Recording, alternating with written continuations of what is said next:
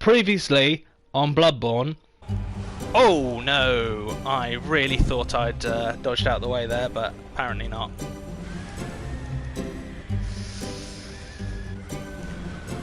Ah, no. Ow. Oh no. Ow. Stop that! Stop spraying! Ah, there we are. Ah, no.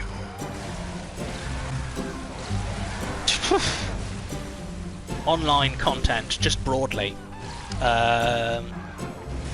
Just, yeah, I know you guys were feeling that one, but... Ow! Ah. Oh, and he's got lightning coming, so yeah. Yeah. Yeah. Oh. Kettle. Oh. No. No, I cannot. And we are going to kill an old man baby. Probably. Or get killed by an old man baby. Like, a lot. I'm gonna be real. I'm pretty confident this is going to be like our Father Lawrence episode, where I'm just gonna be hurling myself against this boss for 2 hours while you all just hang out, vibing, and occasionally making fun of my particularly egregious deaths. But, you know, miracles have happened. I've also forgotten... No, this is not the way. This is not the way. Ooh. Didn't think he was going to do it on the string. Well, it's not really a string, it's an umbilical cord. Nope. Trying to get one of them shots off, but... Do I actually have the gun in my hand?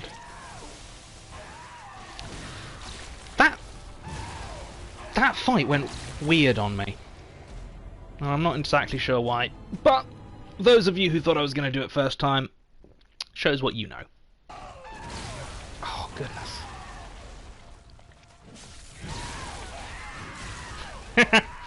That was... an attempt was made. Oh, I can feel myself already starting to sink down the job. We'll see how low I get before we come through. I feel like if I can crack the stun window, this first part of it is going to be so much easier. Yeah, we are. That's marvellous. Because it does do him a big wodge of damage, you know? Yeah, these are very much... Ow. Tell you what the problem here is. I've been, over the last few days, I've been playing the Final Fantasy VII Remake. So my brain has decided that square is the attack button. Though, the circle button is still dodging that, so I've got no excuse there. Ah, you dodgy little prick. I keep trying, because I think there's such a wind up there. There must be a window, but I'm fighting the, what is it, the Airbuster, and like the heavy metal remix of that, like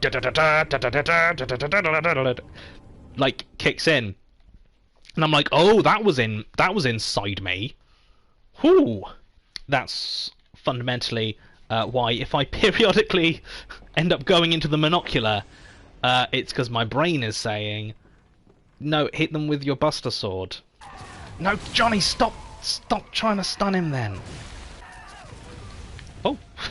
That was... Oh.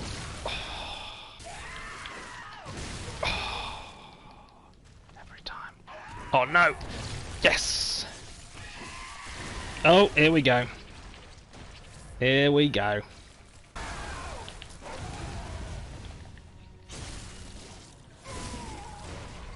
No, in this form it's just not doing the damage anymore.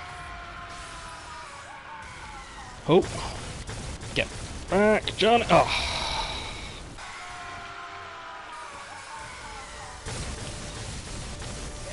ah, no. Oh, still alive.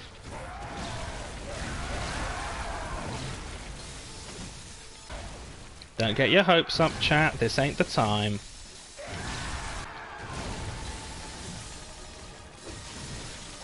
Oh no, I'm out of stamina. Out of stamina, out of health vials, out of life.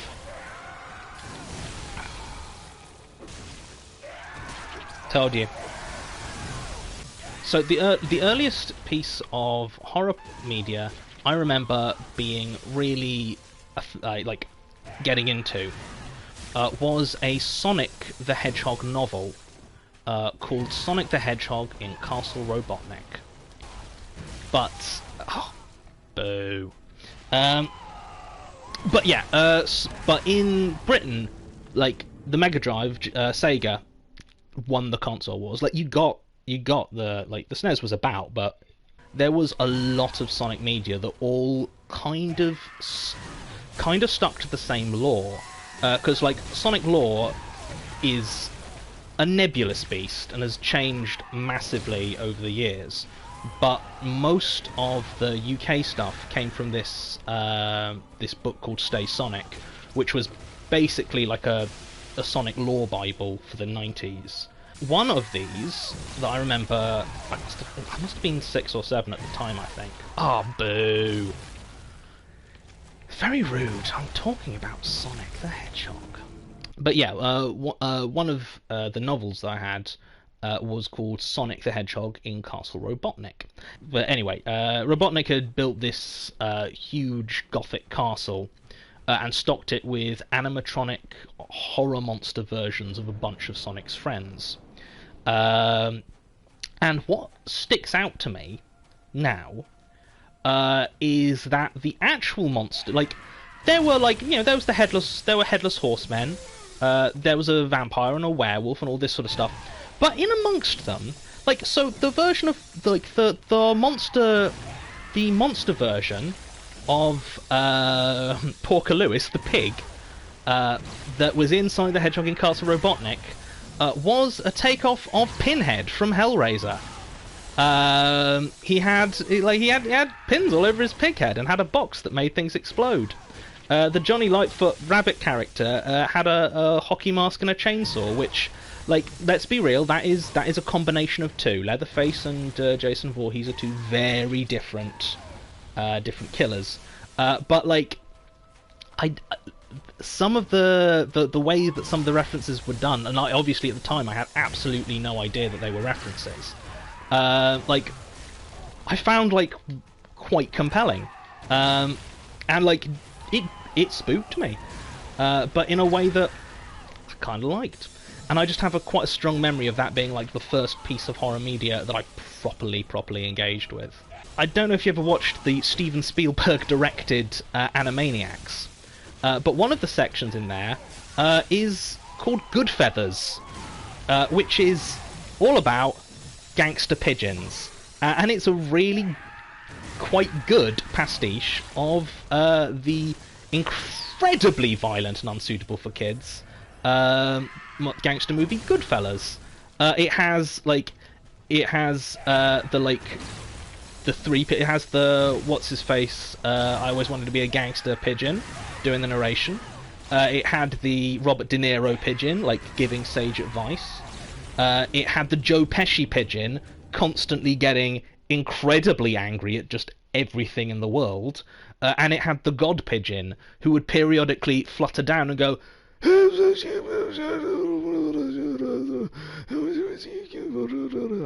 and then the Robert De Niro pigeon would turn around and be like, the God pigeon says he wants us to go over to the park. And as a kid, I loved it. Just had no clue it was referencing anything, and it wasn't just pigeons being ridiculous. Anyway, that was a long ass digression based on, hey Johnny, what sort of stuff did you like growing up? Also Goosebumps. Loved Goosebumps. Very good, like, kids' introduction to horror. To a kid, Jumanji is categorically a horror movie, you know? And so, like, I like to think of like, a Jumanji to me is a film which is a completely different genre to a child than it is to an adult. Because Detective Pikachu, like, for a kid, I would wager you any money that's a really solid noir movie. That's a really solid detective movie. 300% total on a level 5 hype train. I don't know what that means, but goodness, those are impressive numbers. I sometimes feel like I'm doing the I don't understand Twitch shtick a bit much, but then I get somebody telling me some numbers about something. I'm like, oh no, I don't understand Twitch. That is not a shtick. Oh, get off. Yeah. Oh, boo. Yeah, Sash says, but what do I know? Nothing about Twitch. I reckon he's doing me a lot of blunt damage with that big old horrible placenta. And right now I am right now dressed for fire damage, because this is what we were wearing for fighting Lawrence. So you know what that means? Fashionborn time! Ba ba ba da ba ba da da da da. Yeah, alright. Alright, this is what we wear, chat. This is what we wear. Wesley Fon, Johnny, if you want an easier time dodging without backing yourself into corners, and particularly more time to dodge the lightning in Phase 2, go out into the bay and fighting the Orphan on the sea? What? You can't fight on the sea. It's made of water. I mean, I'll try going on the sea, but, you know, obviously I'm just going to get wet. Can you imagine how embarrassing it would be for me if all this time I could have been fighting on the sea and I'd chosen instead to fight on the land like some sort of fool?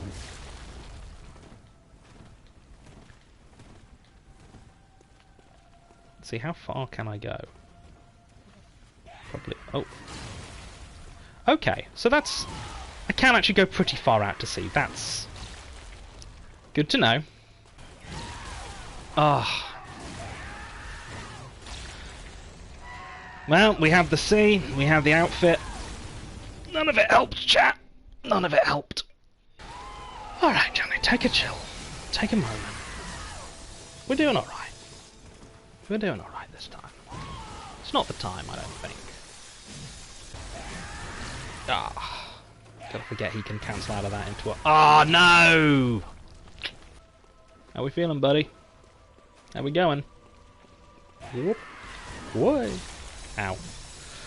It always catches me with that backswing, but it's alright, because you can generally get that little bit of health back just with a single blow. Ah! Oh, did I... no, didn't quite kill me. This one will, though. Yeah. It's too busy trying to heal the dodge up. Oh, here we go. Here we go. Haven't seen you since we went in the sea, have we? Oh, we're in it now. I don't think we're coming out the other side. Whew.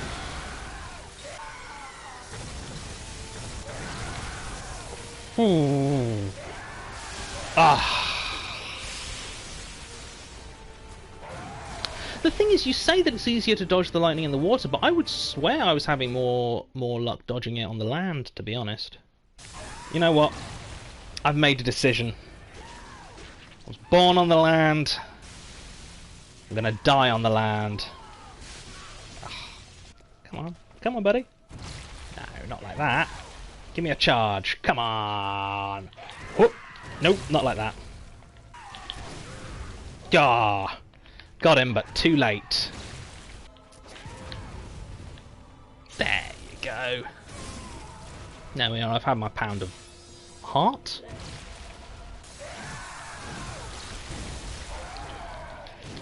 Ah!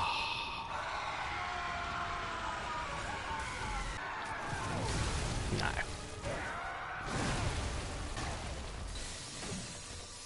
Oh, what? Ah, I was not paying attention to my health. I thought clearly I'd been hit by a couple of attacks. I thought I dodged. I got cocky. Sometimes. Just need to hit a fucker with a cannon. Oh. And sometimes that's not actually a great idea, all told. I wish he'd stop jumping.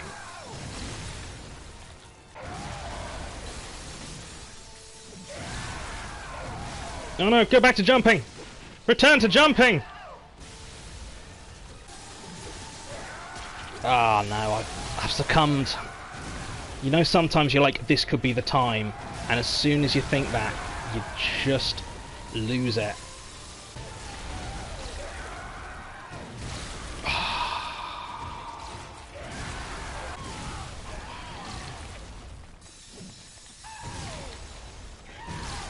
That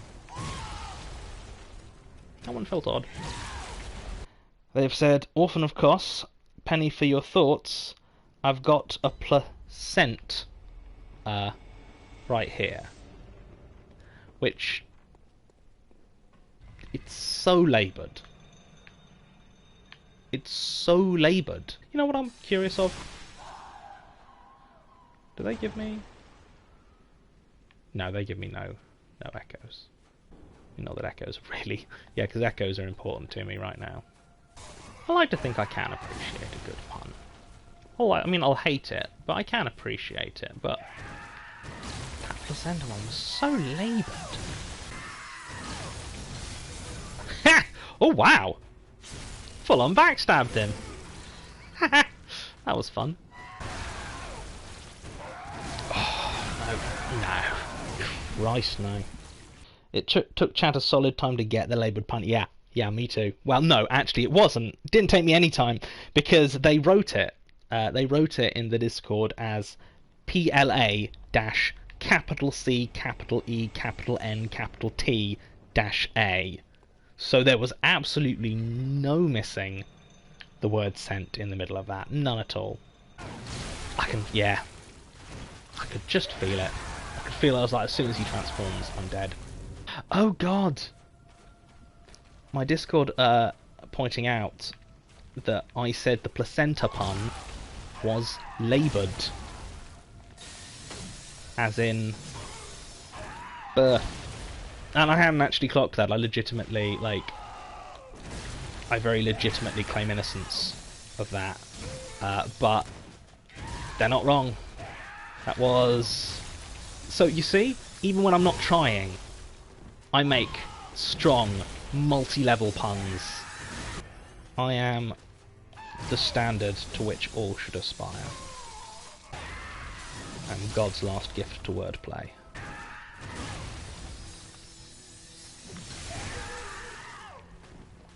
Like that I've learned that little jump gives me time to do a charge up.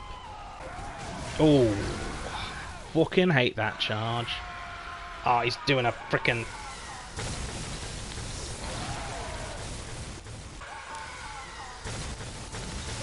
Ha! You may have lightninged me, but I hit you once. No, actually wasn't really the trade-off I was looking for. Still. I mean, I went through my edgy, sort of late teens, early adulthood phase where I discovered Preacher and Transmet and all that sort of stuff. Hellblazer, and just, all the Vertigo comics. Big into Squirrel Girl. Love Squirrel Girl. Ryan North is an astoundingly funny comic writer. Comic in both senses, and anyone who hasn't read Squirrel Girl should absolutely do so. But yeah, so I'm I wouldn't say that I strongly keep up with comics, but I'm a big fan of comics. What's interesting though, actually, is seeing which comics from the edgy teenage years and young adult times have aged and how. Preacher has not aged great. Hellblazer is a really interesting one, because when I first read it, it all felt as of a piece, it all felt like this, it's cool, it's dark, it's gritty, it's this dickhead who's morally messed up and just full of all sorts of weird horror stuff. A lot of the early stuff from Jamie Delano has this really intense through line of very specifically working class British anger. It came out in the 80s and they're literal Thatcher demons in some of the early Hellblazers. But and then later, and there's still these moments in later storylines where it's trying to engage properly with politics and class and this sort of thing, and Those moments are really interesting. And then there's like a period, again in the 90s, which is literally just like, oh, isn't this guy cool? Because he's like, oh, I did it! Oh, I did it. I didn't want to say anything, chat, but honestly, I was keeping going with that John Constantine Hellblazer talk, because weirdly talking about the strain of working class British anger throughout the early part of Jamie Delano's run, it was getting me in the rhythm. The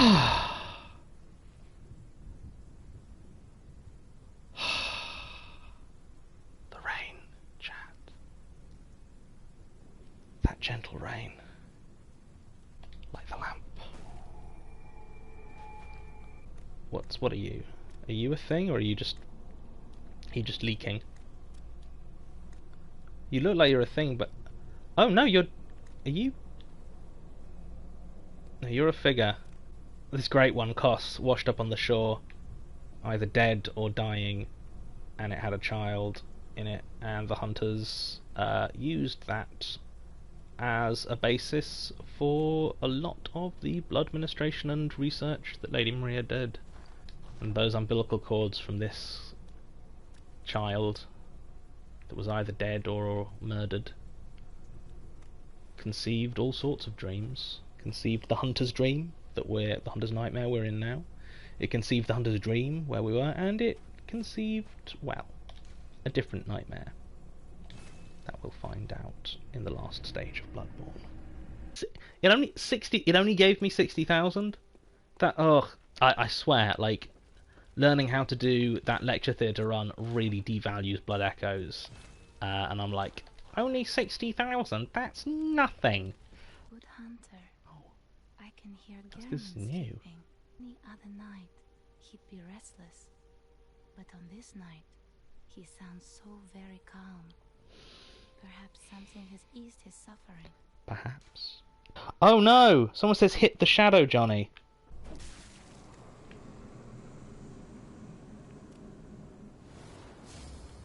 Oh. Well, that's nice.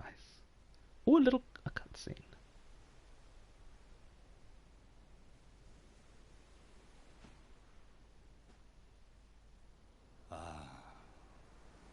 Sweet child of Kos, returned to the ocean. A bottomless curse, a bottomless sea, accepting of all that there is and can be.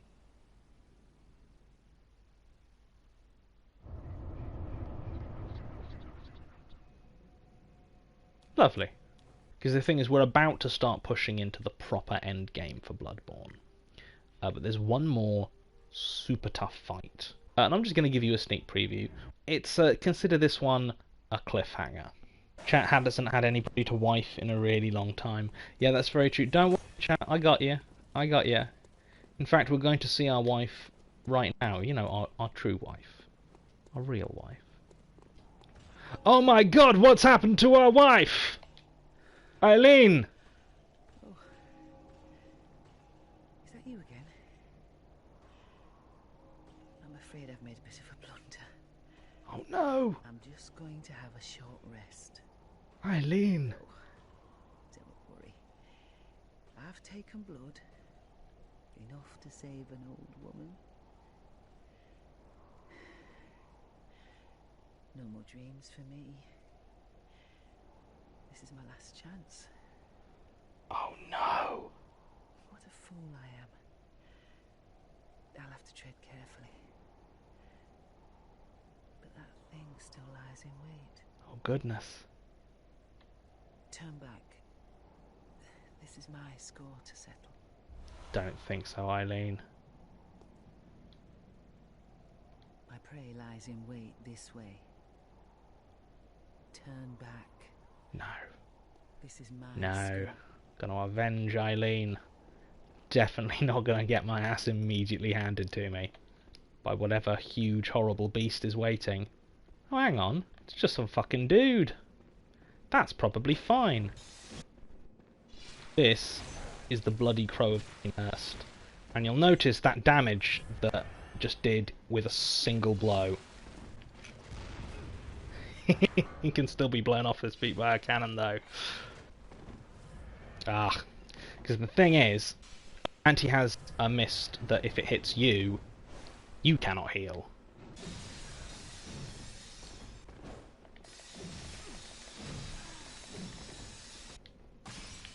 Oh, shoot.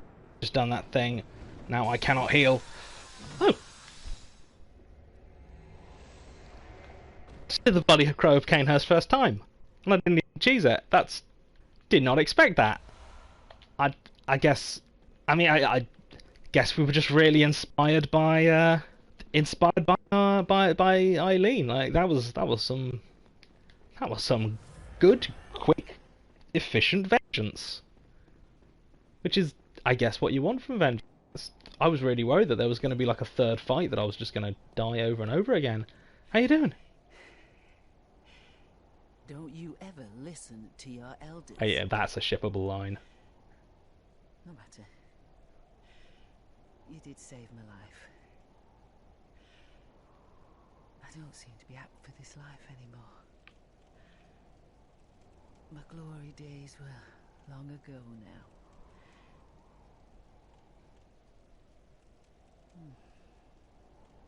I know.